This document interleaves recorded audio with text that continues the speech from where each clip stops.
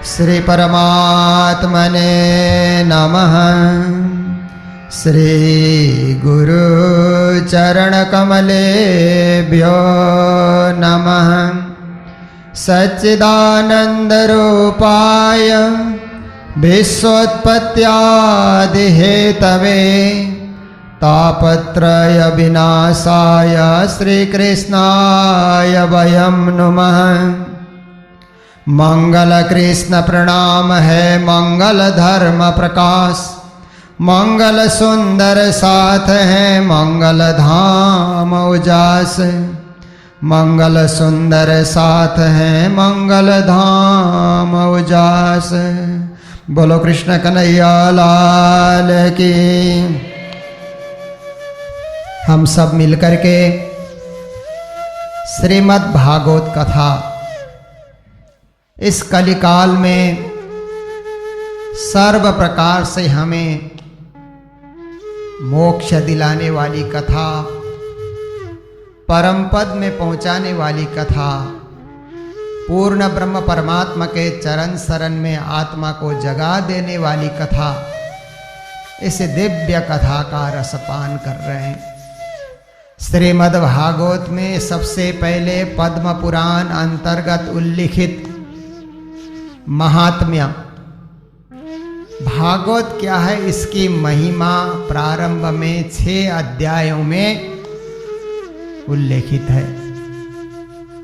हम श्रवण कर रहे थे भक्ति की कथा, ज्ञान और वैराग्य को किस प्रकार यौवन अवस्था की प्राप्ति हुई श्रीमद् भागवत श्रवण करने से, ये सारा प्रसंग हम श्रवण कर रहे थे। फिर सनकादिक ऋषि कहते हैं कि संसार में भागवत के सुनने से पापी व्यक्ति भी तर जाते हैं। अत्यंत दुराचार करने वाले, उल्टे मार्ग में चलने वाले, क्रोध रूपी अग्नि में जलने वाले, कुटिल, कामपरायण, ऐसे ऐसे लोग भी इस कलिकाल में भागवत का श्रवण करेंगे तो वो भी मोक्ष की प्राप्ति कर सकते हैं। सत्य से च्युत लोग, सदा झूठ बोलने वाले लोग भी, माता पिता की निंदा करने वाले कि माता पिता ने हमें कुछ नहीं दिया, इस प्रकार से उनकी निंदा करने वाले, तृष्णा के मारे व्याकुल होकर के दुनिया में भटकने वाले और आश्रम धर्म से रहित, वर्ण आश्रम धर्म से रहित, दंभी, पाखंडी, दूसरों की उन्नति देख करके कूड़ने वाले, दूसरों को दुख देने वाले, ऐसे ऐसे लोग भी मंदिर में आकर के भागवत श्रवण करेंगे और आगे ऐसा कर्म न करने के लिए प्रतिज्ञा करते हैं तो वे भी तर जाएंगे, वे भी मोक्ष पद को प्राप्ति करेंगे। मदिरा पान करने वाले, ब्रह्म हत्या करने वाले, सोने की चोरी करने वाले और माता बहनों की मर्यादा न रखने वाले, विश्वासघात करने वाले, ये 5 महापाप कहे गए हैं। इस प्रकार इन 5 महापाप में पड़े हुए अलेख छल और छद्म परायण, क्रूर, पिशाच के समान निर्दयी और ब्राह्मणों के धन से पुष्ट होने वाले व्यभिचारी, ऐसे ऐसे लोग भी आगे इस प्रकार का कर्म न करने की प्रतिज्ञा करते हैं और श्रीमद् भागवत का रसपान करते हैं तो उन्हें भी मोक्ष मिल जाता है, उन्हें भी परम पद की प्राप्ति होती है। जो दुष्ट आग्रह पूर्वक सर्वथा मन, वाणी, शरीर से पाप करते रहते हैं और दूसरों के धन से पुष्ट होते हैं, जो मलिन मन वाले हैं, दुष्ट हृदय वाले हैं, कलियुग में जो कलियुग के सारे स्वभावों को धारण किए हुए हैं, ऐसे लोग भी श्रीमद् भागवत का श्रवण करेंगे, वे भी पवित्र हो जाएंगे, वे भी परम पद को पाएंगे। तो सनकादिक ऋषि नारद जी को समझा रहे हैं कि हे नारद जी, इसी विषय में एक प्राचीन इतिहास आपके समक्ष रखा जाएगा। कहते हैं कि प्राचीन समय में दक्षिण भारत में तुंगभद्रा नाम की एक नदी के किनारे बड़ा सुंदर नगर था। उस नगर में बड़े अच्छे अच्छे लोग निवास किया करते थे। सब लोग अपने वर्णाश्रम धर्म को पालन करते हुए अपने अपने सुंदर आचरण में रह करके सत्कर्म करते हुए जीवन यापन करते थे। और वहाँ वेद ध्वनि होती थी। हर प्रकार से लोग अपने अपने शुद्ध आहार और व्यवहार में रहा करते थे। तो वहाँ पर एक आत्मदेव नाम के ब्राह्मण थे जो श्रौत स्मार्थ कर्म में भी निपुण थे और हर प्रकार से सूर्य के समान तेजस्वी। आत्मदेव पुरे तस्मिन सर्ववेद विशारद, संपूर्ण चारों वेद विद्या के विशारद ऐसे विद्वान पंडित ब्राह्मण भी वहाँ पर रहते थे। तो वो भिक्षाजीवी थे ब्राह्मण। इस प्रकार से उनके घर में उनकी धर्मपत्नी का नाम था धुंधुली। धुंधुली देखने में सुंदर थी पर बात बात पे अपने पति के साथ अड़ जाती थी। पति की आज्ञा का पालन नहीं करती थी। पति के साथ वाद विवाद करना, तर्क करना धुंधुली का ऐसा स्वभाव था। फिर दूसरे की निंदा करने में उसे बड़ा आनंद आता था।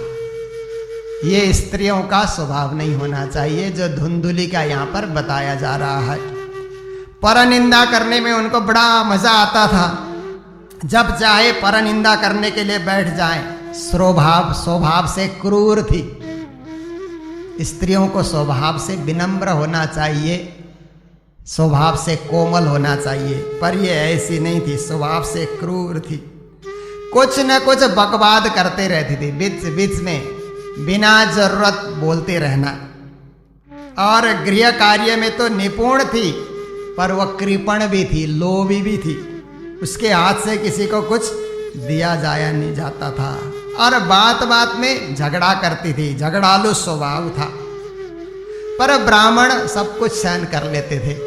आखिर मेरी धर्म पत्नी है इसलिए वो बर्दाश्त कर लेते थे। दोनों का दाम्पत्य जीवन अच्छी तरह ही चल रहा था। हर प्रकार से घर में कोई सामग्री की कमी नहीं है और अवस्था ढलती जा रही है, पर उन दोनों के घर में कोई संतान नहीं है। संतान न होने के कारण दोनों व्याकुल हैं। ब्राह्मण अनेक पुण्य कर्म कर लेते हैं। दुखियों को, गौ को, पृथ्वी को सुवर्ण दान, वस्त्र दान इत्यादि कर रहे हैं कि किसी प्रकार मेरे घर कोई संतान आ जाए। इस प्रकार से उन्होंने दान दे दे करके आधा धन तो दान में ही लगा दिया, पर न घर में पुत्र का जन्म हुआ न पुत्री का ही जन्म हुआ। संतान न होने के कारण चिंतातुर है ब्राह्मण कि ये परिवार किस काम का, जिस परिवार में संतति न हो, केवल संपत्ति होकर के क्या होगा। संतति भी तो चाहिए, संतान भी तो चाहिए। इस परिवार रूपी वंश अथवा परिवार रूपी वंश वृक्ष की वृद्धि करने वाला कोई संतान हो। ब्राह्मण बड़े दुखी हैं। एक रोज घर से निकल करके वन की ओर निकल पड़े। दोपहर का समय था, प्यास लगी हुई है। एक तालाब के किनारे जाकर के पहुंचे। संतान न होने के कारण बहुत मन में दुख है। शरीर उनका सूखा जा रहा है। जल पी करके थोड़ी देर वहां बैठे। 2 घड़ी तक वहां बैठे रहे, विचार करने लगे बिना संतान के जीने से मरना भला। ऐसा विचार करके वहां पर बैठे हुए थे तो उसी समय कहीं से घूमते घामते एक सन्यासी वहां करके पहुंच गए। सन्यासी को देखते ही ब्राह्मण ने उस समय सन्यासी के चरणों में प्रणाम किया और प्रणाम करने के बाद लंबी लंबी सांस लेते हुए सन्यासी से पूछने लगे कि हे सन्यासी जी, आप पधारे, आप ही मेरे दुख को दूर कर सकते हैं। तो सन्यासी कहते हैं, ब्राह्मण देव रोते क्यों हो, क्या चिंता है? जल्दी से मुझे अपने दुख का कारण बताओ, क्या कारण से तुम पीड़ित हो? तो ब्राह्मण ने कहा, महाराज, मैं अपने पूर्व जन्म के पापों का प्रतिफल मानता हूं कि मेरे घर में पितरों को तर्पण देने वाली कोई संतान नहीं है, क्योंकि बिना संतान बिना पुत्र के पितरों को तर्पण कौन देगा। फिर कहा जाता है कि पुत्र के जन्म होने से ही मनुष्य पुम नाम के नरक से बच सकता है। पुत्र क्या करता है, पुम नाम के नरक से बचाता है। पर मेरे घर तो कोई पुत्र नहीं है, तो उस नरक से मुझे कौन बचाएगा। ब्राह्मण को ये नहीं पता कि पुम नाम के नरक जाने का कार्य ही तुम क्यों करते हो। वहां जाने का कार्य ही ना करो तो पुत्र न होने से भी बच जाओगे। पर ब्राह्मण कहता है मुझे तो संतान ही चाहिए। तो सन्यासी जी को कहता है कि मैं इतना दुखी हूं कि घर सुना सुना लगता है। केवल हम 2 प्राणी घर में रहते हैं, संतानहीन जीवन मेरा धिक्कार है। और संतान के बिना मैं जिस गाय को भी पालता हूं वो अभी बांझ हो जाती है, उसके भी यहाँ कोई बच्चे नहीं आते। फिर मैं पेड़ लगाता हूं तो वहाँ फल भी नहीं लगते, फूल भी नहीं खिलते हैं उस पेड़ में। और कोई फल घर लेकर के आता हूं तो जल्दी से फल भी सड़ जाते हैं। क्या कारण है, मैं इतना अभागा, पुत्रहीन होने के कारण ही ये सब दुख मुझे सहन करना पड़ रहा है। ब्राह्मण इतना बोलने के बाद तो सन्यासी के आगे फूट फूट कर रोने लगा कि मैं संतानहीन, ऐसा करके एकदम अविरल रूप से आंसू बहाने लगा। तो उस समय सन्यासी जी ने कहा कि ब्राह्मण देवता, संतान प्राप्ति का मोह छोड़ दो। क्या होगा संतान होने से, कर्म गति अत्यंत प्रबल है, इसलिए विवेक का आश्रय ग्रहण करो, संसार की वासना को छोड़ दो और परमात्मा की उपासना करो, परमात्मा का ध्यान करो। ये मोह माया वासना पुत्र परिवार में क्या रखा है। इस तरह से ब्राह्मण तो मानने वाला नहीं है। तो सन्यासी ने आंख बंद करके देखा कि इसके घर में संतान क्यों नहीं है। तो पूर्व जन्म में कुछ ऐसा कर्म किया था कि 7 जन्मों तक उसे कोई संतान नहीं होने वाली थी। मात्र इस जन्म में नहीं, 7 जन्मों तक कोई संतान होने वाली नहीं है। इसलिए सन्यासी ने समझाया कि देखो, जबरदस्ती करोगे, संतान ज्यादा होने से पूर्व काल में राजा सगर अंग को संतान के कारण ही तो कितना दुख भोगना पड़ा। संतान नहीं होने का एक दुख है, होने का 1000 दुख होगा। इसलिए ये दुख क्यों भोगना चाहते हो। उन्होंने समझाया, सन्यासे सर्वथा सुखम, तुम सन्यास ले लो, सन्यास में सुख ही सुख है, क्योंकि न बच्चों की चिंता, न परिवार की चिंता, न संतान की चिंता, न कुछ चिंता। अपने परमात्मा का भजन करो। दुनिया में सबसे सुखी तो सन्यासी होता है। सन्यासी सर्वथा सुखम, सर्वथा सुखी बनना है, सन्यास ग्रहण कर लो। उस समय ब्राह्मण कहता है कि नहीं नहीं, मुझे तो संतान ही चाहिए। विवेके न भवेत किम में पुत्रम देहि बलादपि। कहता है, हे सन्यासी जी, विवेक से कुछ नहीं होगा, मुझे तो बलपूर्वक भी पुत्र दीजिए। अगर आप शक्ति का प्रयोग कर सकते हैं, आपके पास कोई बल है, तो मुझे संतान दीजिए और मुझे कुछ नहीं सुनना है, नहीं तो आपके सामने ही प्राण का त्याग कर दूंगा, मैं जिंदा नहीं रहूंगा। इस तरह से हठ करने लगा। तो कहता है कि पुत्र पौत्रादि के बिना गृहस्थ आश्रम किस काम का। ब्राह्मण का ऐसा आग्रह देख करके फिर विधाता ने जो लिखा है उसे मिटाना वो अच्छा नहीं होता है, क्योंकि कर्म का फल सबके सामने आता है, कर्म को बदलना सही नहीं है। परंतु ब्राह्मण इतना आग्रह कर रहा है कि सन्यासी जी सोचते हैं कि मेरे सामने मर गया तो ये भी अच्छा नहीं है। इसलिए सन्यासी ने थोड़ी देर ध्यान लगा करके फिर उन्होंने एक फल उस ब्राह्मण को दे दिया कि ब्राह्मण, ये फल लेकर के तुम चले जाओ और ये फल तुम्हारी पत्नी को खिला देना, तुम्हारे घर संतान हो जाएगी और तुम खुश रहो। ब्राह्मण प्रसन्न होकर के फल लेकर के आया और ला करके फिर क्या किया कि ये फल पत्नी को खाने से पहले सत्य, शौच, दया, दान इत्यादि सब कर्म करने के बाद और हर प्रकार के नियम निष्ठा पालन करते हुए इस फल को खाना होगा, उसके बाद ही घर में संतान होगी। ऐसा करके संतान को भी सद्बुद्धि वाला सत्पुत्र प्राप्त करना है, कुपुत्र सुपुत्र घर प्राप्त करना है, तो शुद्धता के साथ रहना होगा। ऐसा कह करके योगीराज ने फल दिया। ब्राह्मण लौट करके घर आए और अपनी स्त्री के हाथ में फल थमा दिया। पर स्त्री बड़ी कुटिल थी, स्वभाव से अच्छी नहीं थी। वो सोचने लगी ये फल मैं खा करके अब मैं गर्भवती हो जाऊंगी तो फिर मुश्किल हो जाएगा, गांव में चोर आएंगे तो मैं कैसे भागूंगी। ऐसा उल्टी उल्टी बातें सोचने लगी। फिर कहती है कि मेरे से चला नहीं जाएगा, खाया नहीं जाएगा, पिया नहीं जाएगा और घर का धंधा भी मैं नहीं कर पाऊंगी। और उसी समय क्या होगा कि जब इस प्रकार की मेरी स्थिति हो जाएगी तो मैं कमज़ोर भी पड़ जाऊंगी। जब मैं कमज़ोर रहूंगी तो मेरी ननद आ जाएगी और मेरे घर का सारा सामान उठा करके ले जाएगी।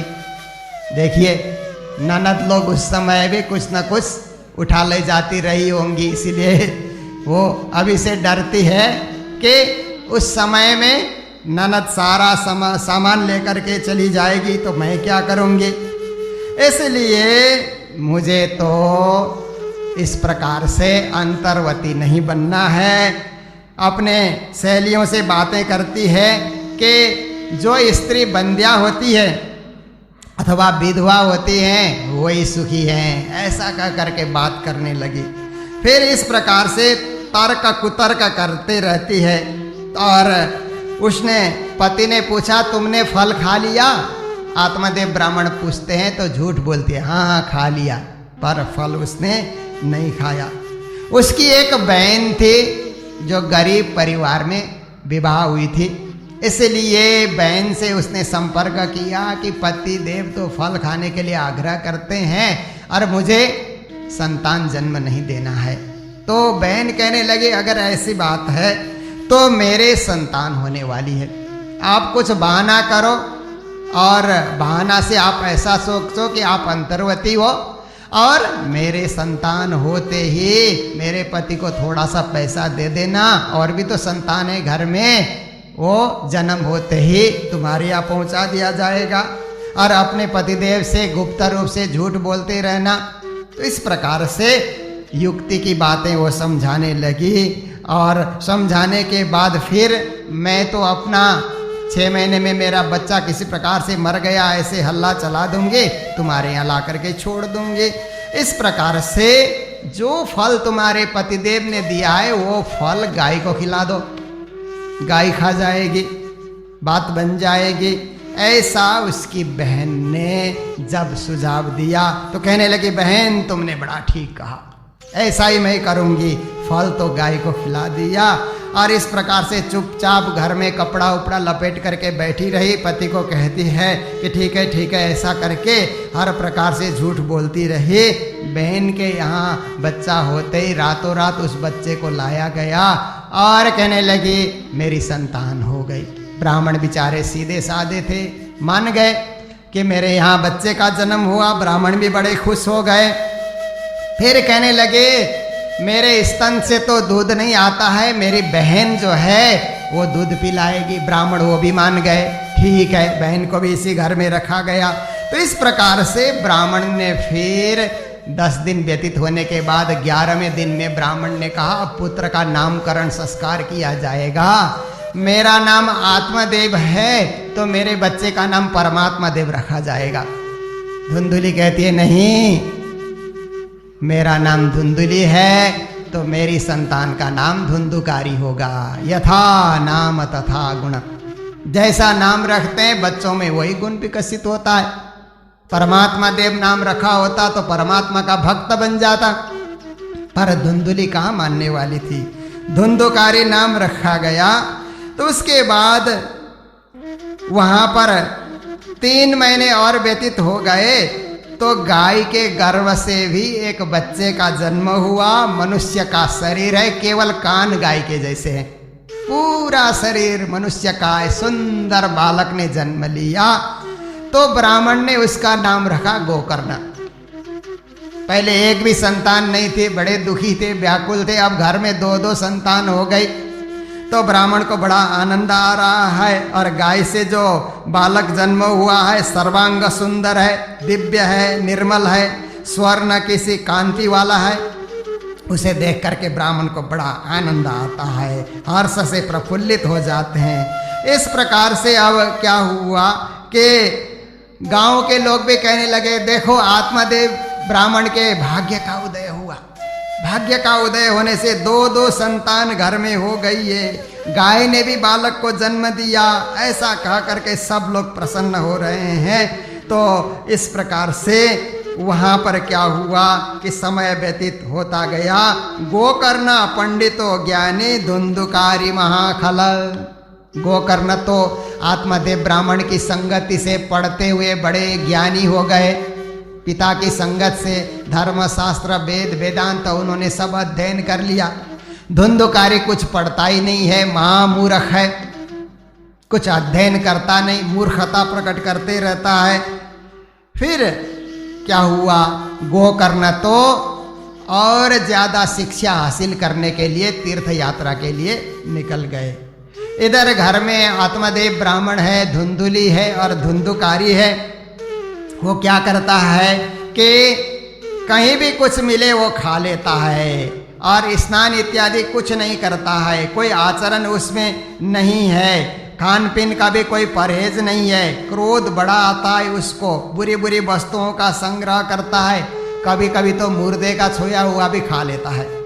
इस तरह से अब वो चोरी भी कर लेता है और गांव में बड़ा उपद्रव कर लेता है। दूसरे के घर में कभी आग लगा देता है और दूसरे के बालकों को खेल रहे हैं वहाँ जा करके उनको उठा करके कुएं में डाल देता है।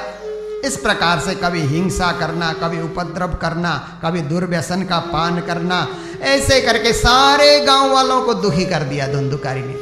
परेशान हो गए गांव के लोग। तो इस प्रकार से कभी कुत्तों की टोली में जा करके शिकार की टो में रहता है, कभी कुलटा स्त्रियों के चक्कर में पड़ जाता है। ऐसे करके अनेक कुलटाओं के जाल में भी वो फंसा हुआ है। पिता की कमाई हुई सारी संपत्ति इस प्रकार वो नष्ट करने लगा। कभी कभी तो माता पिता से कहता है पैसा निकालो, धन निकालो, धन कहाँ छुपा करके रखा है, नहीं देने पर पीटने भी लग जाता है, माता पिता को ही पीटने लग जाता है। ऐसी स्थिति हो गई। घर के सारे भांडे बर्तन भी उठा उठा करके कहीं कहीं बेच करके आता है और उससे कुछ वो धन प्राप्त होती है तो उस धन से भी जो नहीं खाना चाहिए ऐसी चीज खा लेता है। संपत्ति स्वाह हो जाने के कारण ब्राह्मण भी बड़े दुखी हो गए और एक दिन सोचने लगे, सन्यासी जी ने ठीक ही कहा था, नहीं होने का एक दुख होता है, होने का 1000 दुख होता है। आज तो ये दुष्कर्म वाला, इसको क्या पुत्र कहें, कुपुत्र है। और इसके चलते क्या हुआ, घर में कोई संपत्ति नहीं रही और इसी के हाथ से हमको जो है मार खाना पड़ता है। इस घर में रह करके क्या लाभ, अब इस घर को त्याग देना चाहिए, इस घर को छोड़ना चाहिए, ऐसा वो सोचने लगे। और एक दिन ब्राह्मण ने विचार किया कि मैं अब जंगल के तरफ निकल जाऊं। ऐसा सोच करके ब्राह्मण जंगल की ओर जाने की तैयारी कर रहे थे तो गाय से जिनका जन्म हुआ था गोकर्ण जी सारे तीर्थों में भ्रमण करके विद्या अध्ययन करके बड़े ज्ञानी ब्रह्म ज्ञानी बन करके वे भी घर की ओर आ रहे हैं। ब्राह्मण घर छोड़कर बन जाने की तैयारी कर रहे हैं, गोकर्ण जी घर को आ रहे हैं तो पिता पुत्र के वहां पर मुलाकात हो जाती है। तो कहते हैं, पिताजी आप क्या कर रहे हैं? बेटा तेरे बड़े भाई धुंधुकारी की बदमाशी से मैं तंग आ गया, अब एक पल भर भी इस घर में मुझे नहीं रहना है, घर का सारा मोह मैंने त्याग दिया, अब मैं बन जाने की तैयारी कर रहा हूं। तो गोकर्ण जी ने कहा, पिताजी उत्तरार्ध जीवन में तो वन में ही जाना चाहिए, क्योंकि जीवन की 4 अवस्था होती है, ब्रह्मचर्य, गृहस्थ, वानप्रस्थ, संन्यास। वानप्रस्थ का अर्थ होता है वन चले जाना, क्योंकि वन में ऋषि मुनि महात्मा उस समय तप किया करते थे, उनके पास जाना, सत्संग करना, इससे उत्तम कार्य क्या है पिताजी? आपने बहुत अच्छा सोचा कि इस असार संसार, दुख रूप संसार, मोह रूप संसार को तो त्यागना ही चाहिए। या कौन किसका पुत्र, न धन किसी का, इसलिए इस संसार को त्याग करके जाना चाहिए। तो उस समय आत्मदेव कहते हैं, पुत्र तुमने बहुत अच्छा कहा, पर वन में जाकर के मैं क्या करूं? कुछ उद्देश्य मेरे सामने नहीं है कि उस वन में जाकर के मैं क्या करूं। तो गोकर्ण जी ने 2 श्लोक में गोकर्ण गीता सुनाया, जो बहुत ही सुंदर और सार गर्भित उन्होंने ज्ञान अपने पिताजी को सुनाया कि हे पिताजी, आप वन में जाकर के क्या करें? वन में जाकर के पहले तो आप विचार करें कि देहस्ति मांस रुद्रे भिमतिम त्यज त्वं जाया सुतादिषु सदा ममतां विमुच पश्य निशम जगदिदम क्षणभंग निष्ठा वैराग्य राग रसिको भव भक्ति निष्ठा। हे पिताजी, आप विचार करें, ये जो शरीर है, ये शरीर क्या चीज से बना है? आप विचार करके तो देखें, इसमें खून है, चमड़ी है, हड्डी है, यही सब तो है, इससे ये शरीर का निर्माण हुआ है। इसलिए शरीर के पीछे जो मोह हो रखा है ना, उसको आप छोड़ दीजिए। शरीर का कोई मोह मत कीजिए, कुछ नहीं इस शरीर में। और जिसको आप पत्नी कहते हैं, जिसको आप पुत्र कहते हैं, उनके पीछे जो ममता है, उस ममता को भी आप परित्याग कर दीजिए। रात दिन विचार कीजिए, ये जगत क्या है? क्षणभंगुर है। जगत पल पल इसका नाश हो रहा है, और हमारे शरीर भी इसी के साथ साथ नष्ट होता जा रहा है। आप सोचिए, वैराग्य राग रसिको भव भक्ति निष्ठा। हे पिताजी, वैराग्य में आप डूब जाइए, वैराग्य के राग में, वैराग्य के रस में आप रसिक बन जाइए और भगवान की भक्ति में एकाकार हो जाइए। फिर आगे कहा, धर्मम भजस्व सततम त्यज लोक धर्मान सेवस्व साधु पुरुषान जहि काम तृष्णाम अन्यस्य दोष गुण चिंतन मासु मुक्त्वा सेवा कथा रसमहो नितराम पिबत्वम। हे पिताजी, आप वन में जाकर के केवल धर्म को याद करें, अतिरिक्त किसी बात को याद करें ही ना, केवल धर्म का भजन करें आप वन में जाकर के, और लोक धर्मों का परित्याग कर दें कि मैंने जीवन में ये दान किया, ये पुण्य किया, ये लोक धर्म है। लौकिक पदार्थ दे करके जो धर्म पाया जाता है उसको लोक धर्म कहा जाता है। लोक धर्म से लौकिक जीवन सुधरता है, पर परलोक धर्म से आत्मा परमात्मा के पास जाती है। इसलिए आप तो परलोक धर्म का आश्रय ग्रहण करें, लोक धर्म को आप त्याग दें, लोक धर्म को आप भूल जाएं। जहां कहीं साधु पुरुष मिल जाएं, सच्चे साधु पुरुष मिल जाएं, ज्ञानी, त्यागी, तपस्वी, बैरागी, ऐसे सच्चे साधु पुरुष मिल जाएं, तो उनकी सेवा करें आप। सेवा करते हुए किसी प्रकार के कामना मन में लेकर के सेवा न करें कि इनकी सेवा करने से हमें वरदान मिलेगा, आशीर्वाद मिलेगा, ये भाव लेकर के किसी की सेवा न करें। त्याग भाव से सेवा करें। तेन त्यक्तेन भुंजीथा, इस प्रकार से त्यागपूर्ण भाव से आप उसमें लगे रहें। फिर कहते हैं, अन्यस्य दोष गुण चिंतन मासु मुक्त्वा, दूसरे की निंदा स्तुति करना बंद कर दे। ये अच्छा, ये बुरा, ये अच्छा, ये बुरा, इसमें कितना समय नष्ट हो जाता है। कुछ मिलने वाला नहीं है, हम अच्छे हैं या हम बुरे हैं, बस इसी को देखना है। इसलिए हे पिताजी, किसी के गुण दोष का ज्यादा चिंतन आप न करें। सेवा कथा रसमो नितराम पिबत्वम, आप वन में जाकर के ऐसे आश्रम में आप चले जाएं जहाँ भगवत कथा होती है, जहाँ भगवान की सेवा करने का जहाँ अवसर मिल जाए, कथा रस का आप पान करते रहें, रस स्वादन आप कथा का करते रहें उस वन में जाकर के। इस प्रकार से आपको क्या होगा कि हर प्रकार से मोक्ष की प्राप्ति हो जाएगी, आप बंधन से मुक्त हो जाओगे। पुत्र की वाणी से प्रभावित होकर के उन्होंने घर छोड़ दिया, वन की तरफ चले गए। 60 साल की उनकी आयु हो चुकी थी, बुद्धि में पूरी दृढ़ता आ गई थी, भगवत सेवा करने में वो लगे रहे। और वन में जाकर के उन्होंने और कुछ नहीं किया, श्रीमद् भागवत के 10वें स्कंद का उन्होंने पाठ किया। तो श्री कृष्ण माप नियतम 10मस्य पाठात, 10 स्कंद श्रीमद् भागवत का पाठ करने से श्री कृष्ण प्रभु के चरणारविंद को उन्होंने प्राप्त किया। इधर फिर क्या होता है कि पिता के वन चले जाने से धुंधुकारी ने सोचा अब घर में रोकने वाला कहीं नहीं, कोई नहीं। पिताजी बार बार मना करते थे, वो तो चले गए। अब और अच्छा हुआ, देखिए कुपुत्र क्या सोचता है, सुपुत्र होता तो पिताजी को ढूंढ कर ले आता।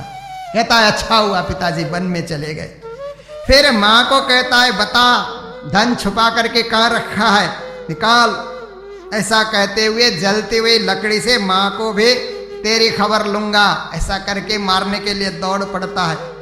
तो माँ सोचने लगे, धमकी देता है, कभी उपद्रव करता है। ये सब देख करके माँ सोचने लगे अब मुझे बचाने वाला कोई नहीं, पतिदेव भी घर छोड़ करके चले गए। रात को ही निकल गई और कुएं में जाकर के डूब करके मर गई। धुंधुली का भी अंत हो गया। इधर गोकर्ण जी तीर्थ यात्रा के लिए फिर निकल गए। और क्या होता है, अब धुंधुकारी सोचा घर में मैं अकेला हूं, तो उसने क्या किया, 5 कुलटा स्त्रियों को घर में लेकर के आया।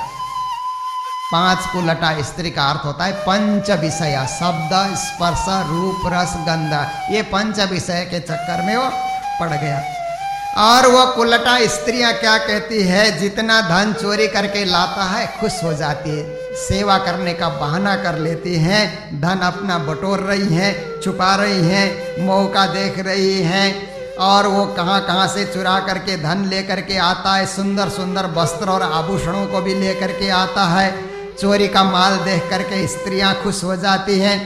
फिर एक दिन उन 5 स्त्रियों ने सोचा कि ये इसी तरह चोरी करता रहेगा तो एक दिन पकड़ा जाएगा।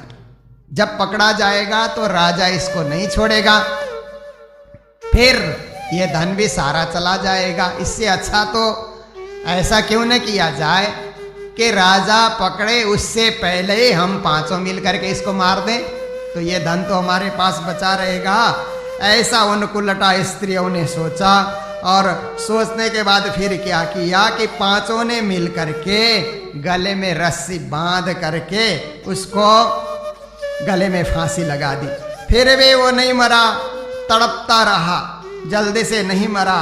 तो फिर उन लोगों ने सोचा ये तो अभी मरा नहीं है, तो आग का अंगार, धधकता आग का अंगार ला करके मुंह में डाल दिया। तो इस तरह से अग्नि की लपेट से वो छटपटा कर थोड़ी देर के बाद वो मर जाता है। फिर 5 स्त्रियों ने क्या किया, घसीटते हुए उसको, उसके शरीर को लेकर के कहीं हम पकड़े न जाएं, इसलिए घसीटते हुए रात को ये एक गड्ढा खोदा उन्होंने और उसको वहां पर दफना दिया। दफनाने के बाद जो धन उसने चोरी करके लाया था वो समेट करके 5 के 5 वहां से दफे हो जाती हैं। तो इस प्रकार से वो जब मर गया, मरने के बाद भयंकर प्रेत बना, क्योंकि उसने अच्छा काम नहीं किया था, शुभ काम नहीं किया। माता पिता को भी मारना, चोरी करना, बदमाशी करना, दूसरों का धन हरण करना, बुरा कार्य करने के कारण धुंधुकारी मरने के बाद प्रेत बना। और प्रेत बनने के बाद 10 दिशाओं में बवंडन की तरह वो भटकता है, क्योंकि गुरु महाराज ने मंगल सूक्ति में लिखा है कि गाय मर करके प्रेत नहीं बनती, घोड़ा मर करके प्रेत नहीं बनता, बिल्ली मर करके, कुत्ते मर करके प्रेत नहीं बनते, मानव मरता है तो प्रेत बन जाता है। क्योंकि मानव ने जीते जी परमधाम जाने का, मोक्ष प्राप्ति करने का कोई कार्य नहीं किया तो वो प्रेत ही बनेगा। मानव जीवन तो सर्वोत्तम जीवन है, ये सर्वोत्तम जीवन का सदुपयोग नहीं किया तो वो प्रेत बनेगा। गायियाँ तो अपने जीवन को, जोनि को बदलती हैं, इसलिए मानव जीवन मोक्ष प्राप्ति के लिए मोक्ष साधनमेव परम पुरुषार्थ, हमारा एक लक्ष्य होना चाहिए कि जीवन में मोक्ष की प्राप्ति हो। सो तो धुंधुकारी से हुआ नहीं, अपने कुकर्म के कारण अब भूखा प्यासा व्याकुल हो करके हा दैव ऐसे करके पुकार रहा है। अब उसका शरीर नहीं है, वायु रूप में है, प्रेत बना हुआ है, चिल्लाते रहता है, कोई आश्रय उसको नहीं मिलता है। कुछ समय तीर्थों में व्यतीत करने के बाद गोकर्ण जी को पता लगा कि धुंधुकारी की मृत्यु हो गई है, तुम्हारे बड़े भाई की मृत्यु हो गई है। तो वो सोचने लगे कि अगर ऐसा है तो वो गया जी चले गए और गया जी में जाकर के उसके नाम से श्राद्ध कर दिया कि ये तर जाए, इसको भी गति मिल जाए। ऐसा करके उन्होंने श्राद्ध किया। श्राद्ध करने के बाद घूमते फिरते हुए फिर घर में आए और आकर के जब किसी के बिना देखे आकर के घर में प्रवेश किया और रात में आंगन में सोए तो क्या होता है, धुंधला लगा कि मेरा भाई यानी भाई गोकर्ण आज आंगन में आकर के विश्राम कर रहा है। तो अपना विकराल रूप लेकर के वो भी रात को भयंकर बन करके वहाँ डराने के लिए आता है। कभी भेड़ बन जाता है, कभी हाथी बन करके वो डराता है, कभी भैंस बन करके आता है, कभी इंद्र के रूप में आता है, तो कभी अग्नि का रूप धारण कर लेता है, कभी मनुष्य के आकार में भी प्रकट हो जाता है। गोकर्ण जी विचार करने लगे, ये दुर्गति प्राप्त आत्मा है, इसको गति नहीं मिली, इसलिए आत्मा तड़प रही है। फिर गोकर्ण जी ने धैर्य पूर्वक पूछा, क्योंकि वो बड़े ज्ञानी थे, भूत प्रेतों से डरते नहीं थे, पिशाच से भी उनको कोई भय नहीं था। जिसने परमात्मा की भक्ति कर ले उसको इन सब चीजों से कोई भय नहीं होता है। इसलिए उन्होंने कहा, तू कौन है? रात्रि के समय भयंकर रूप दिखा करके यहाँ पर तू क्यों खड़ा है? चाहता क्या है? ऐसा करके बता, तू प्रेत है, पिशाच है, राक्षस है कौन? तो उस समय गोकर्ण जी के इस प्रकार बार बार जोर से पूछने से फिर गोकर्ण जी ने फिर क्या किया, अपने अंजलि में जल लेकर के अभिमंत्रित किया। अभिमंत्रित करने के बाद उसके ऊपर पानी का छींटा डाल दिया। बोल, तू कौन है? जल्दी से बता। जल के छींटे पड़ते ही, क्योंकि गोकर्ण जी के हाथ परमात्मा के नाम जप जप करके, माला जप जप करके उनके हाथ पवित्र बन चुके थे। ऐसे पवित्र हाथ के जल जब उस प्रेत के ऊपर पड़ा तो उसके कुछ पाप धुल गए, और पाप धुलने के कारण प्रेत बोला, मैं तुम्हारा ही भाई धुंधुकारी हूँ, और अपने दोष के कारण ब्राह्मणत्व को मैंने नष्ट कर दिया। कुकर्म करने के कारण वो 5 स्त्रियों ने तड़पा तड़पा करके मुझे मार डाला। मैं प्रेत योनि में ये दुर्दशा भोग रहा हूं मेरे भाई। अब वायु भी भक्षण नहीं कर सकता, ऐसी मेरी स्थिति हो रखी है। और तुम तो बड़े ज्ञानी हो और तुमने हर प्रकार से धर्मशास्त्र का अध्ययन किया है मेरे भाई, मुझे इस प्रेत योनि से छुड़ाओ, किसी भी प्रकार से मुझे प्रेत योनि से मुक्त कर दो। मैं पछता रहा हूं अपने कर्म के लिए, मुझे तुम छुड़ा सकते हो। ऐसा करके वो प्रार्थना करने लगा। तो गोकर्ण जी कहने लगे, तेरे लिए तो मैंने गया में श्राद्ध कर दिया था, फिर भी तू नहीं तरा। कहता है, गया श्राद्ध सते नापे मुक्तिर में न भविष्यति।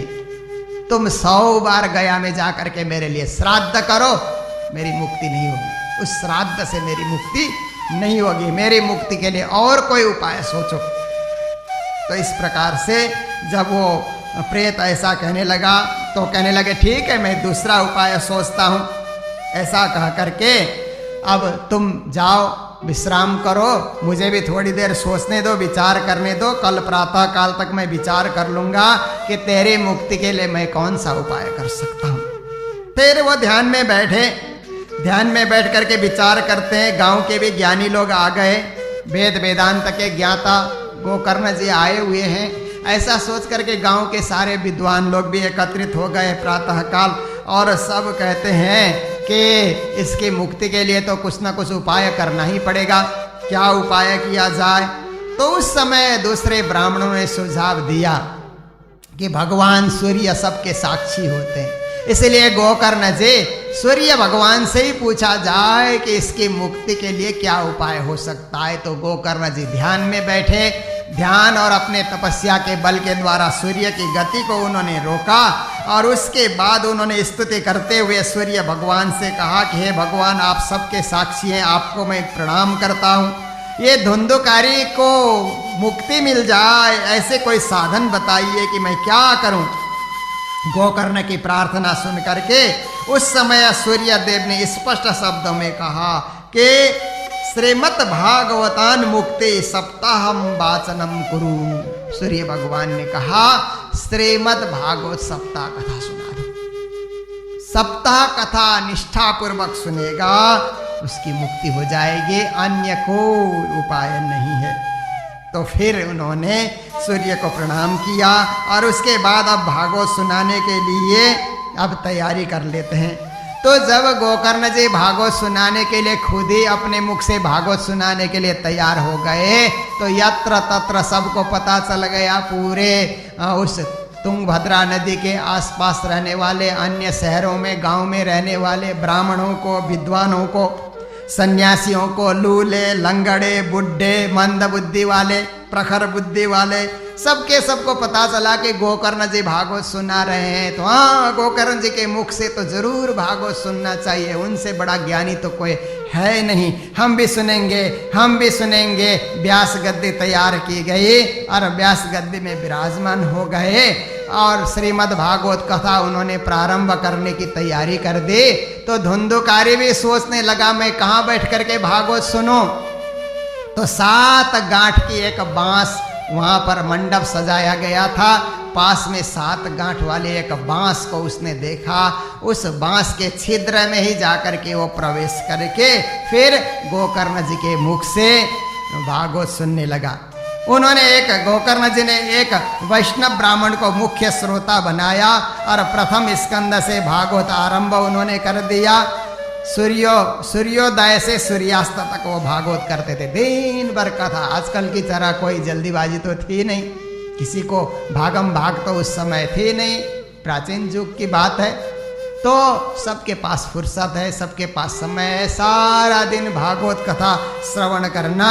तो सारे दिन कथा हुई और एक दिन की कथा पूरी हो जाती है तो बांस की एक गांठ तड़ तड़ आवाज करके वहां से फूट गई और उसके बाद वो छिद्र में आगे बढ़ा। इस तरह से सप्ताह कथा, दूसरे दिन की कथा सुनते हुए दूसरी गांठ फट जाती है और वो आगे बढ़ता है, छिद्र में आगे बढ़ते जाता है। 7 दिन की कथा हो गई तो 7 गांठ फट गए, क्योंकि गोकर्ण जी ने बड़े निष्ठा से श्रीमद् भागवत की कथा सुनाई थी। 7 दिन पूरे हो गए और प्रेत योनि से मुक्त होकर के, पवित्र होकर के 12 स्कंद की कथा पूरी हो जाती है तो दिव्य रूप धारण करके सबके सामने प्रकट हो गया। उसका मेघ के समान वर्ण है, पीतांबर धारण कर रखा है, तुलसी की माला गले में सुशोभित है और मुकुट से मनोहर सुंदर बना हुआ है, कान में कुंडल झिलमिला रहे हैं। ऐसे रूप में वो धुंधुकारी दिव्य रूप धारण करके गोकर्ण जी को कहने लगा, भाई तुमने भागवत सुना करके मुझे तार दिया, नहीं तो मुझे तारने वाला, मुझे पता ही नहीं था कि किसी दिन प्रेत योनि से मैं मुक्त भी हो सकूंगा। तुमने मेरे ऊपर बड़ी कृपा की, बड़ा भला किया तुमने भाई, कि इस जोनि से, इस यातनापूर्ण जोनि से तुमने मुझे मुक्त कर दिया है। प्रेत पीड़ा को नाश करने वाले श्रीमद् भागवत कथा धन्य है, धन्य है। धन्या भागवते वार्ता प्रेत पीड़ा विनाशिनी। का हे भागवत कथा धन्य है, ये कथा धन्य है, प्रेत की पीड़ा को भी नाश करने वाली ऐसी सुंदर कथा। तो इस प्रकार से वो हर प्रकार से प्रार्थना करने लगा और विद्वानों ने सबने वहाँ पर देखा कि इस भारतवर्ष में जन्म लेने के बाद जो व्यक्ति, भारत तो धर्म भूमि है, भारत पुण्य भूमि है, भारत भागवत की भी भूमि है, ऐसे भागवत की भूमि भारत में जन्म लेकर के जो व्यक्ति जीवन में एक बार भी भागवत की कथा नहीं सुन सकता है उसका जन्म व्यर्थ चला जाता है। इसलिए जीवन में प्रयास होना चाहिए कि कम से कम जीवन में एक बार तो भागवत का श्रवण कर लिया जाए। भागवत के श्रवण करने से हर प्रकार से मुक्ति मिल जाती है।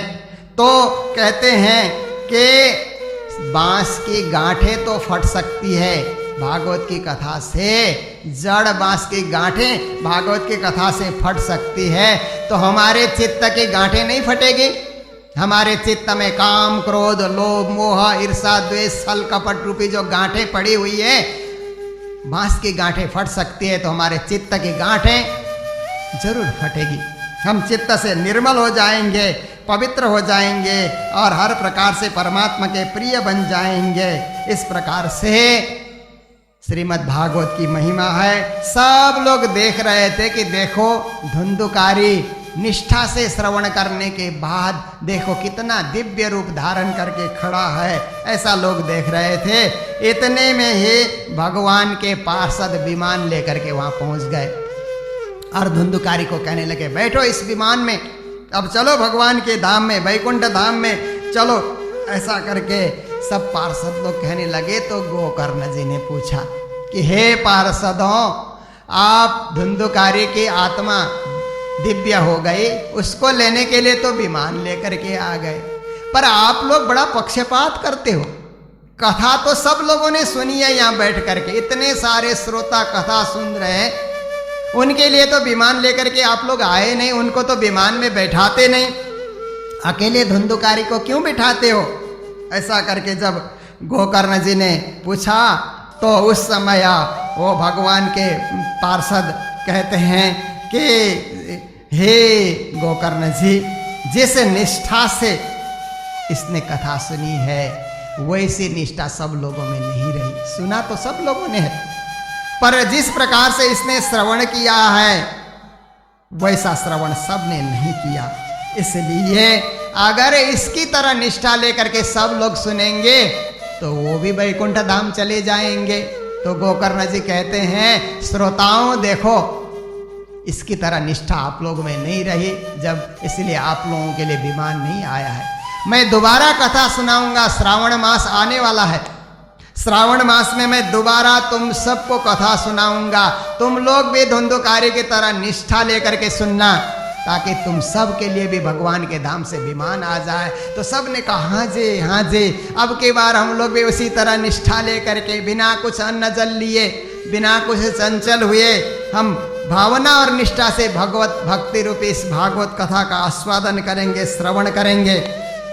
ऐसा हुआ और श्रावण मास में गोकर्ण जी ने कथा सुनाई, दोबारा सप्ताह कथा सुनाए। सारे के सारे इतने निष्ठा बंद होकर के कथा सुनते रहे कि भी बहुत बड़ा विमान भगवान के धाम से आया और सारे के सारे श्रोता जय जयकार करते हुए, सबके सब श्रोता अब उस समय जब विमान आता है तो विमान में केवल विमान ही नहीं आया, उनकी भक्ति को देख करके भगवान भी उसमें बैठ करके आ गए और भगवान को देख करके सब जय जयकार कर रहे हैं। कोई प्रणाम कर रहा है, कोई अनेक प्रकार की ध्वनियों का उच्चारण कर रहा है। तो इस प्रकार भगवान भी हर्षित होकर के पांचजन्य संख्या की ध्वनि बजाने लगे और गोकर्ण जी को उन्होंने अपने हृदय से लगा लिया कि धन्य है गोकर्ण जी, आप मेरे भक्त हैं। पर भक्त तो भगवान के समान होता है, उनको हृदय से भगवान ने लगा लिया और लगाने के बाद फिर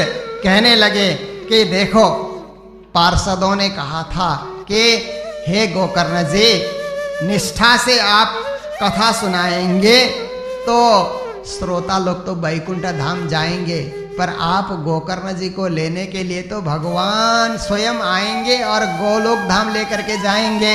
गोलोक धाम तो वैकुंठ से भी ऊपर है। देखिए श्रीमद् भागवत में स्पष्ट रूप से यहाँ पर लिखा हुआ है कि भगवान की भक्ति करने वाले गोकर्ण तब गोविंदो गोलोकम दास्यति स्वयं एव मुक्ता ययु सर्वे वैकुंठम हरि कीर्तना। गोकर्ण जी तो गोलोक धाम जाएंगे, बाकी जितने भक्त हैं वो वैकुंठ धाम को चले जाएंगे। भगवान श्री कृष्ण का असली धाम गोलोक धाम, उससे भी असली तो परम धाम है। आगे जब हम सुनते जाएंगे, प्राणनाथ जी महाराज की वाणी को मिश्रित करते हुए सुनेंगे, तो कृष्ण का असली धाम तो परम धाम है, जहाँ गोपियाँ रहती हैं, जहाँ सखियाँ रहती हैं, जहाँ सखागण भी रहते हैं, उसको गोलोक धाम कहा जाता है।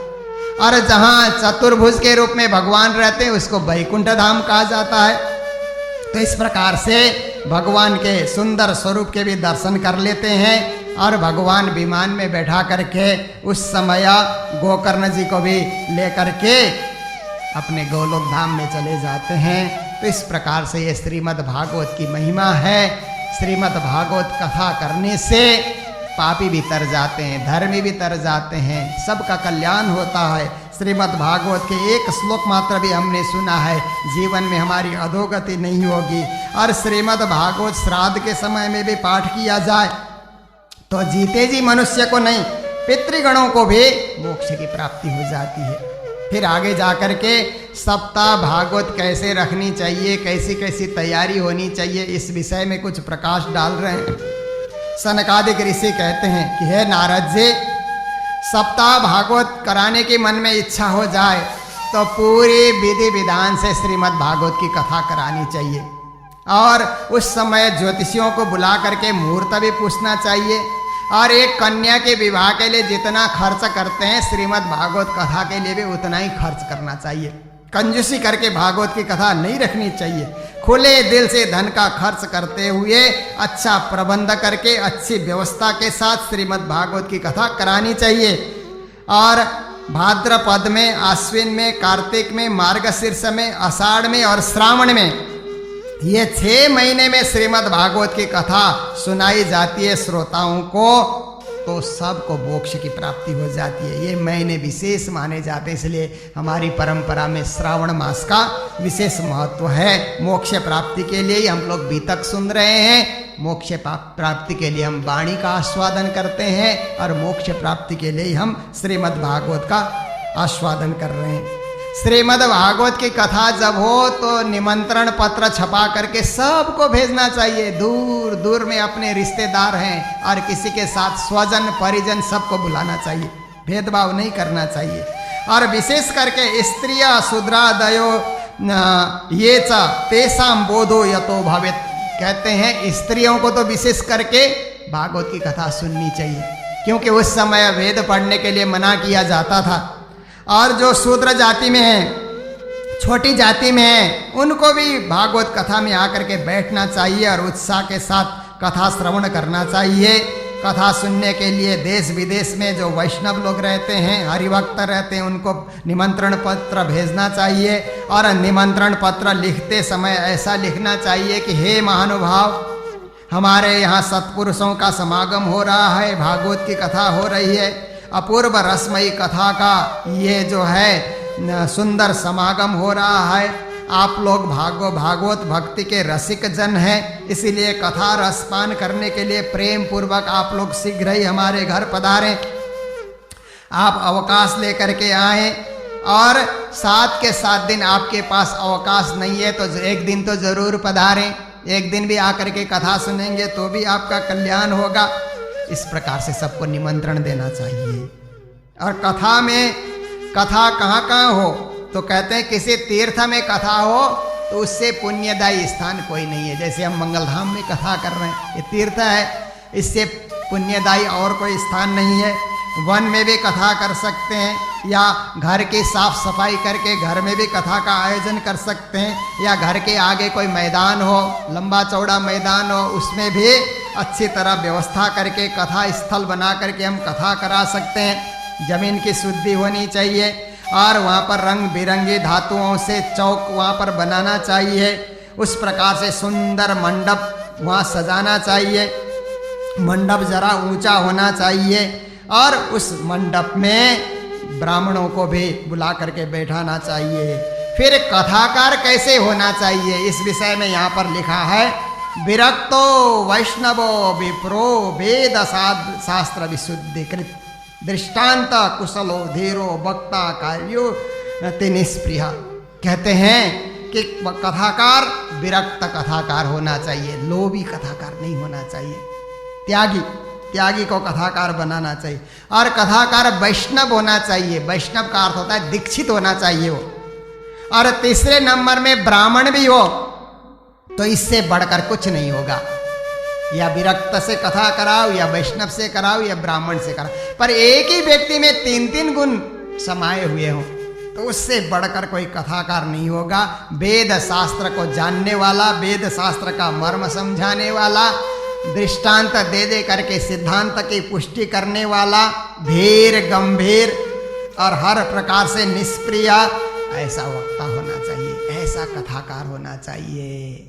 एक तो होता है वक्ता जो बक बक बक करता है, दूसरा होता है वक्ता।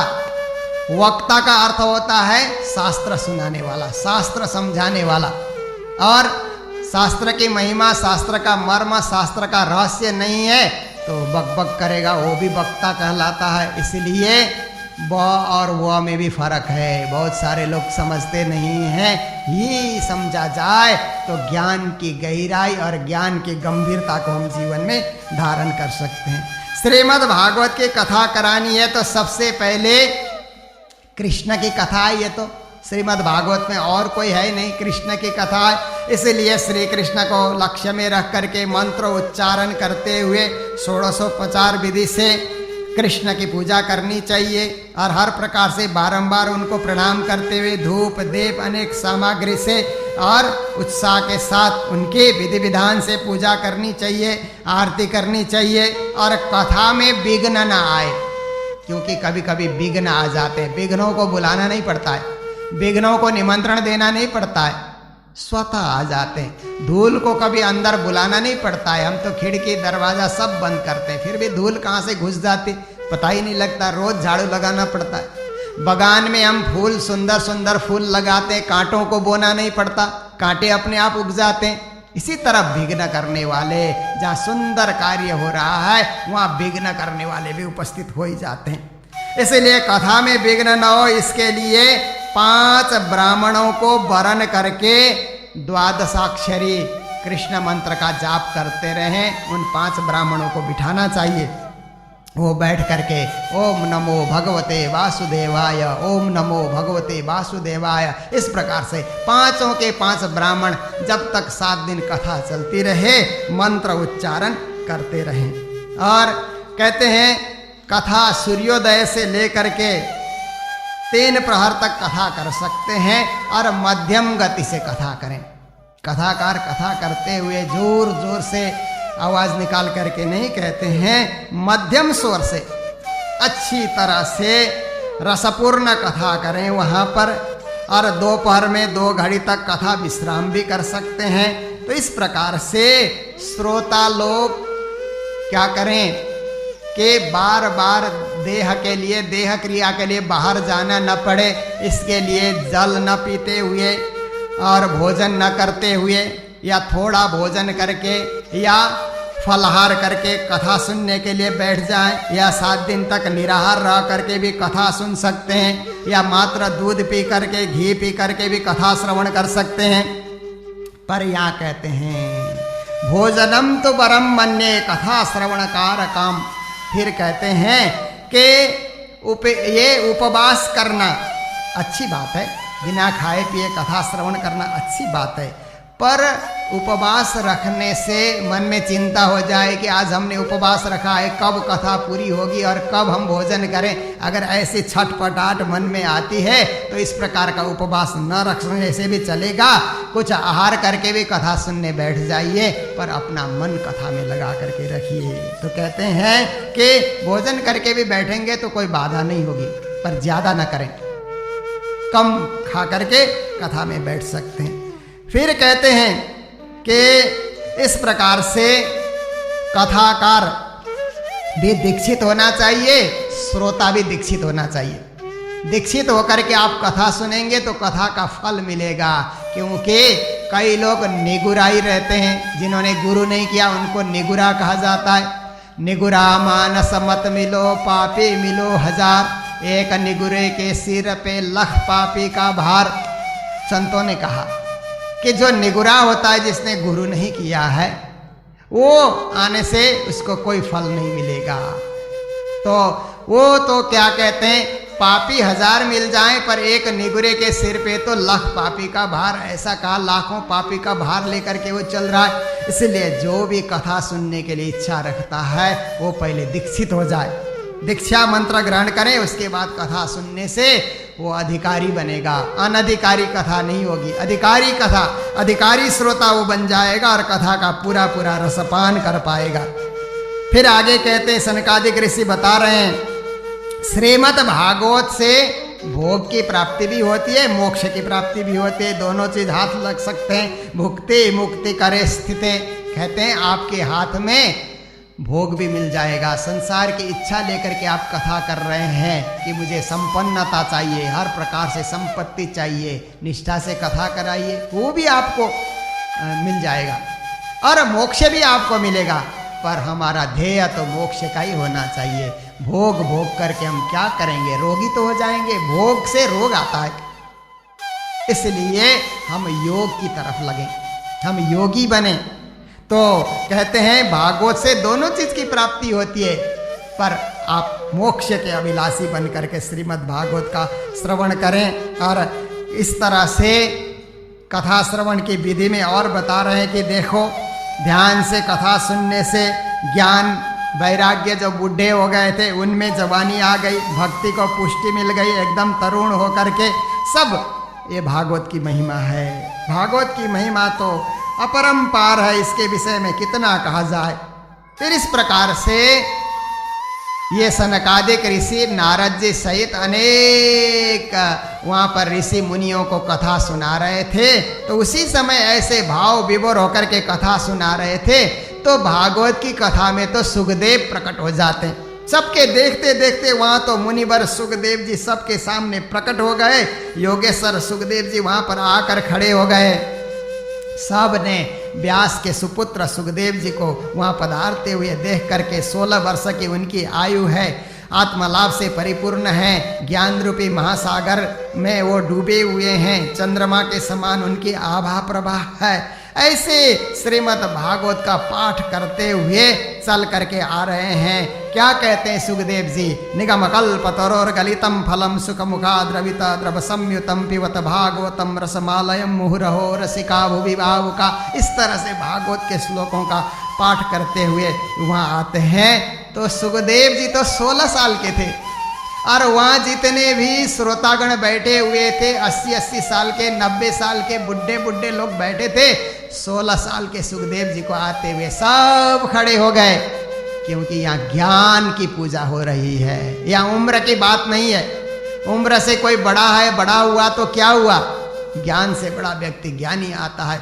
सब उठ करके खड़े हो गए, झटपट खड़े होकर के ऊंचे आसन में उनको बिठाते हैं। देवर्षि नारद जी विधि पूर्वक उनका पूजन करते हैं। और उस समय फिर सुखदेव जी मुनि महाराज भी कहने लगे कि हे श्रोताओं, आप लोगों की भगवत भक्ति को देख करके और सनकादिक मुनियों के मुखारबिंद से प्रकटे इस भागवत को मैंने जब दूर से सुना तो मेरा भी मन किया कि थोड़ी देर आप सबके साथ मैं भी बैठूं। ऐसा कह करके भागवत की महिमा के ये श्लोक सुनाने लगे कि श्रीमद् भागवतम पुराण तिलकम यद वैष्णवानाम धनम।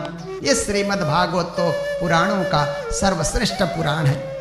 वैष्णवों के लिए सबसे बड़ा धन यही है। और ये परमहंस संहिता भी इसको कहा जाता है। ज्ञान वैराग भक्ति से परिपूर्ण निष्काम कर्मयोग जिसमें समाया हुआ है, इसका श्रवण जो करता है, पठन जो करता है, विचार जो करता है, हर प्रकार से वो मुक्त हो जाता है। ऐसे महान ग्रंथ का आस्वादन आप लोग कर रहे हैं। कहते हैं स्वर्गलोक में भी कोई रस है, वैकुंठ में भी है, कैलाश में भी है, पर जो रस भागवत में है वो स्वर्ग वैकुंठ और कैलाश में नहीं है। भक्ति में जो रस का उदय होता है वो तीनों पुरी में वो रस नहीं है। इसलिए आप लोग कभी भी भागवत को नहीं छोड़ना, इसको पढ़ते रहना और इसका आस्वादन करते रहना। इतना कहा जब सुखदेव मुनि महाराज इतना बोल रहे थे तो उसी समय वहाँ पर बीचों बीच प्रहलाद भी आ गए, बलि भी आ गए, उद्धव भी आ गए, अर्जुन भी आ गए, अपने पार्षदों सहित श्री हरि भगवान भी प्रकट हो गए और देवर्षि नारद जी सबका यथोचित पूजा कर रहे हैं, सम्मान कर रहे हैं। उसी समय क्या होता है कि सबको इतना आनंद आया उस कथा में, आनंद में अलमस्त हो करके फिर क्या करते हैं कि सब कीर्तन करने लगे। और कीर्तन के बीच में पार्वती के सहित महादेव जी ब्रह्मा जी भी आ जाते हैं। प्रहलाद जी अपने चंचल गति से फुर्तीला स्वभाव होने के कारण करताल बजाते हैं। उद्धव जी झांझ बजा रहे हैं। देवर्षि नारद जी अपनी वीणा की ध्वनि वहाँ पर उच्चारण कर रहे हैं। इस प्रकार से कई अपने मधुर स्वर से वहाँ पर गाने लग गए। अर्जुन राग अलापने लगे। इंद्र ने मृदंग बजाया और बीच बीच में सनकादिक ऋषि जय जयकार भगवान की जय हो, कृष्ण कन्हैया लाल की जय, इस तरह से जय घोष कर रहे हैं। और उस समय सुखदेव जी तरह तरह के अपने सरस अंग भंगी प्रदर्शन करके, क्योंकि 16 साल के सुखदेव मुनि महाराज अत्यंत सुंदर, वो भी उस तरह से आनंदित हो रहे हैं, भाव विभोर हो रहे हैं। अलौकिक कीर्तन वहाँ पर संपन्न हो जाता है। और इस प्रकार से फिर उस समय भगवान कहते हैं कि आपके इस कीर्तन और कथा से मैं बहुत प्रसन्न हूँ और आप लोग यहाँ पर हैं, क्या वर मांगना चाहते हैं, मुझसे क्या मांगना चाहते हैं। ऐसे भगवानों के वचन को सुन करके फिर सब कहने लगे, हे भगवान, हमारी एक ही अभिलाषा है कि भविष्य में जहाँ कहीं सप्ताह कथा हो आप अवश्य पधारें। तो उस समय तथास्तु, श्री कृष्ण ने कहा तथास्तु, जहाँ भी श्रद्धा से भागवत की कथा होगी मैं अदृश्य रूप से उपस्थित हो जाऊंगा। इसलिए आज भी मान्यता है कि जहाँ भी हम भागवत की कथा श्रद्धा पूर्वक करते हैं, सुनते हैं, श्री कृष्ण वहाँ पर उपस्थित होते हैं। तो इस प्रकार से हाँ, सब भगवान के पार्षद और सबको प्रणाम और सबका अभिवादन, सब प्रकार से उनके जो है वहाँ पर स्वागत सत्कार होने के बाद अब उनकी वहाँ से विदाई हो जाती है। तो शौनक आदि पूछते हैं कि हे सुत जी, सुखदेव मुनि महाराज ने तो राजा परीक्षित को कथा सुनाई थी और गोकर्ण जी ने धुंधुकारी को कथा सुनाई थी, सनकादिक ऋषियों ने नारद जी को कथा सुनाई, तो ये 3-3 बार भागवत की कथा क्यों हुई? कहते हैं इसलिए कि एक बार भक्ति, एक बार ज्ञान और एक बार वैराग्य को प्रकट करना था। ये तीनों को संसार में प्रकट करने के लिए 3-3 बार भागवत की कथा हुई है। तो उस समय ऋषिगण पूछने लगे, हे सुत जी ये बताइए कि सबसे पहले किसने कहा भागवत की? तो सुत जी महाराज कहने लगे, भगवान श्री कृष्ण के स्वधाम जाने के बाद कलियुग प्रारंभ हुआ। कलियुग के 30 साल बीत जाने पे भाद्रपद मास की शुक्ला नवमी के तिथि में सुखदेव जी ने राजा परीक्षित को कथा सुनाई। सबसे पहले भागवत की कथा सुखदेव मुनि महाराज ने की है। और राजा परीक्षित के कथा सुनने के बाद कलियुग के 200 वर्ष बीत जाने के बाद आषाढ़ मास के शुक्ला नवमी को गोकर्ण जी ने धुंधुकारी को कथा सुनाई। और उसके भी 30 साल, मतलब कलियुग के 230 साल बीत जाने के बाद कार्तिक शुक्ला नवमी को सनकादिकों ने कथा आरंभ की और नारद जी को कथा सुनाई। तो ये 3 कथाकार हो गए और 3 अलग अलग समय में कथा हुई है, पर तीनों कथा का उद्देश्य है कि श्री कृष्ण की भक्ति, श्री कृष्ण का ज्ञान और श्री कृष्ण के वैराग्य की शिक्षा सारे कलियुग वासियों को मिले, ये उद्देश्य लेकर के कथा हुई है। इसलिए इस कलिकाल में भागवत की कथा भवरोग रामबाण के समान एक औषधि है। आप लोग भी बड़े श्रद्धा से इसको श्रवण करें। एक बार यमराज ने अपने दूतों को कहा कि ओ दूतों, जहाँ पर भागवत की कथा हो रही होती है और जो भागवत का पाठ कर रहा होता है, मैं सबको दंड दे सकता हूँ परंतु भगवान के भक्तों को दंड नहीं दे सकता, इसलिए तुम लोग कभी उनको उठा करके नहीं लाना। भूल से भी कोई परमात्मा की भक्ति कर रहा है, जिसने तिलक लगा रखा है, गले में कंठी जिसने डाल रखी है, दूतों उनके पास भी नहीं जाना, उनको छूना भी नहीं, क्योंकि वो भगवत भक्त हैं, मैं उनको कभी दंड नहीं दे सकता। इस प्रकार से उन्होंने कहा था। इसलिए चलते फिरते भी हमारे कान में भागवत के एक शब्द पड़ जाएं, फिर भी हम अमर हो जाएंगे। इसलिए ये महान गोपनीय और रहस्यपूर्ण श्रीमद् भागवत की कथा शास्त्रों के सिद्धांत से परिपूर्ण, शास्त्रों का निचोड़ सुखदेव मुनि महाराज के मुख से प्रस्फुटित 12 स्कंद में समाया हुआ। भागवत में 12 स्कंद है। 12 स्कंद में समाया हुआ ये श्रीमद् भागवत अत्यंत पावन पवित्र ग्रंथ है। इस ग्रंथ का श्रवण करना, मनन करना, निधिध्यास करना, जीवन में अपनाना, इससे कल्याणकारी कोई कार्य नहीं। अपने अंतःकरण की शुद्धि के लिए, भगवत प्राप्ति के लिए, निष्ठापूर्वक फल प्राप्ति के लिए हम इस त्रिलोक में जो असाध्य जन्म मृत्यु का रोग माना जाता है, उस रोग से छुटकारा पाना चाहते हैं और परम आनंद की प्राप्ति करना चाहते हैं, परम धाम जाना चाहते हैं, तो अवश्य ही ऐसे देव दुर्लभ, देवताओं को भी जो दुर्लभ कथा है आज हम सबको सुलभ हो गया है। इस कथा का हम आस्वादन करें, रसपान करें, जीवन को धन्य बनाएं। तो इन्हीं शब्दों के साथ श्री पद्म पुराण उत्तरखंड अंतर्गत श्रीमद् भागवत महात्म्य के जो 6 अध्याय थे, 2 दिन में उनका सारांश मैंने आपके समक्ष रखा। फिर इसी प्रकार हम श्रावण मास में नित्य प्रति मिलते रहेंगे और श्रीमद् भागवत का रसपान करते रहेंगे। बोलो सतगुरु महाराज की, कृष्ण कन्हैया लाल की, श्री प्राणनाथ प्यारे की, सर्व सुंदर साथ की।